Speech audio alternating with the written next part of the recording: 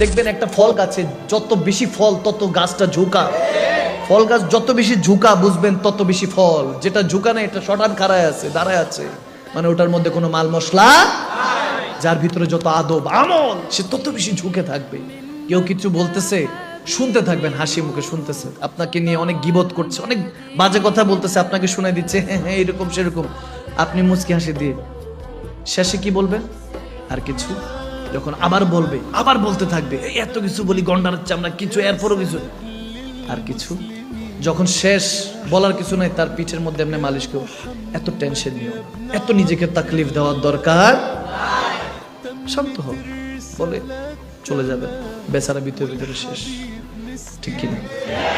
এভাবে জিততে হয় দুনিয়া। দুনিয়া জিতেন, টাকা আপনার পিছনে দৌড়াতে থাকবে।